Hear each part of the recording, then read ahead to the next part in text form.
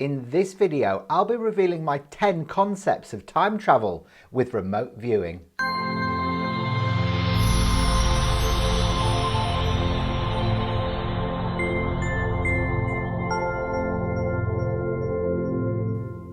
I'm Hayden Crawford and I'm a wellness coach and spiritual teacher specialising in colour therapy. So remote viewing is the ability to sense accurate information and details about an event, location or person without actually using your physical senses. Now it is similar to clairvoyance but mustn't be mistaken for being the same as astral projection because your soul doesn't leave your body. This amazing practice dates back to times of ancient Greece but has changed over recent decades.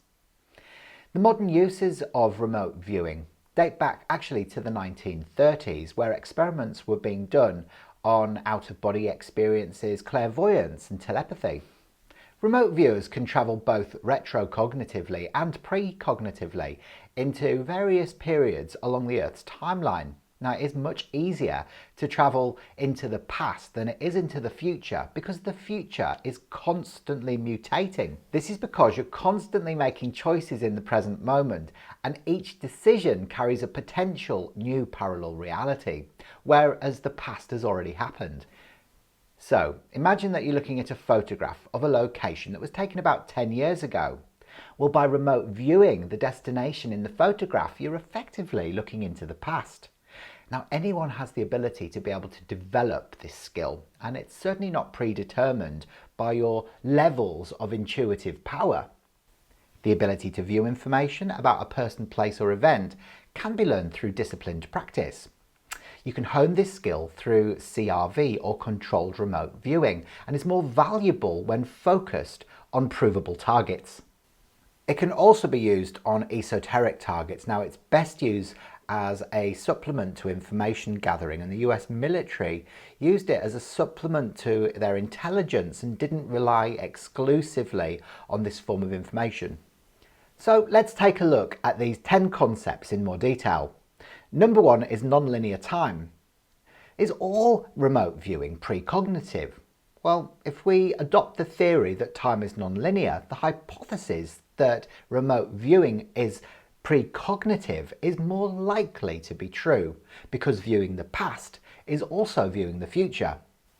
Number 2 are time slips. Now, there are many documented cases where people have experienced the past in their present day, almost as if they've slipped through some sort of wormhole and are now observing a scene from yesteryear but within their present day environment.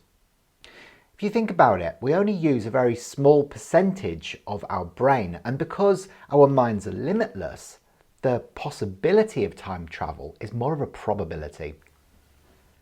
Number 3 are future downloads. Now, have you ever had a memory of a future event and then it's happened? These can be exceptionally real and can involve you remembering doing things with certain people at certain times in certain places.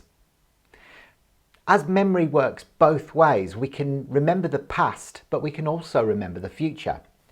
Number 4 is precognitive dreams. Now, precognition comes through the channel of the subconscious mind, so you may have a past or future memory through your theta brainwave state during your dream time.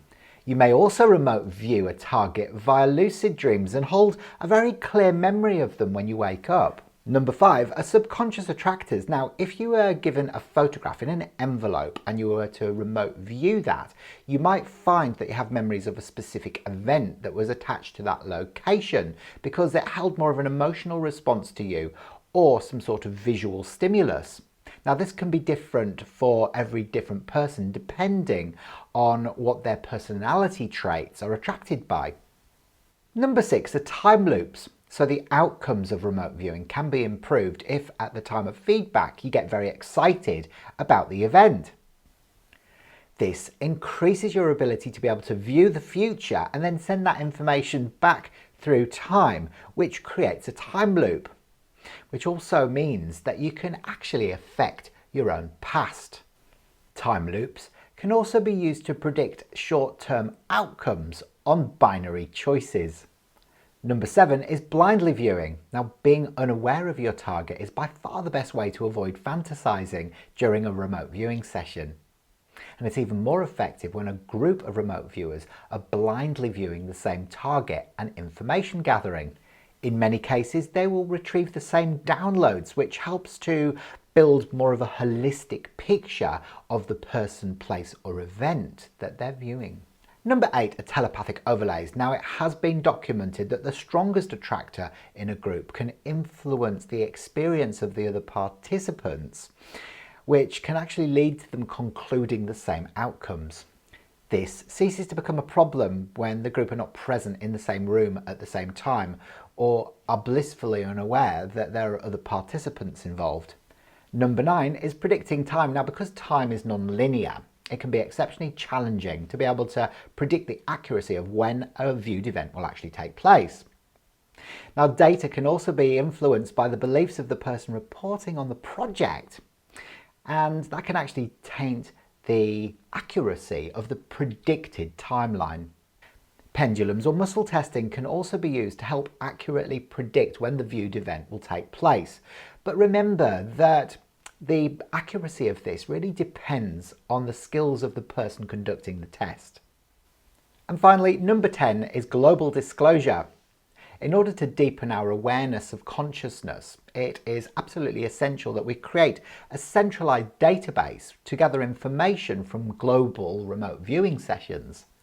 As a civilization, we still have a lot of work that needs to take place in the study of time travel and remote viewing, and this is going to take a big investment in both time, money, and energy. So, do you want to practice this skill? Well, if you do, first of all, make sure that you're in a restful state of mind and you're not going to be disturbed. Then set the intention to gather as much information as possible during your viewing session. You never know what's going to be relevant and what's not. Simply ask someone you know to put an image or a photograph into an envelope and make sure you have no idea what it is. And just go into a relaxed state of mind and observe what information comes through to you. Any intuitive flashes or gut instincts. Don't second guess yourself. Then write them all down in a journal. You can also ask that person to leave your immediate environment and go into a new space. And then ask them to perform a task or a daily chore and see if you can sense what they're doing. Remember, practice makes perfect, so give it a few attempts before you give up and see how good you get. Have you ever experienced time loops, time slips, or future downloads? Well, if you have, please leave a few comments below to let me know what happened. Then I'd like you to subscribe to this channel and click the bell for future notifications and then watch my next video. Bye for now.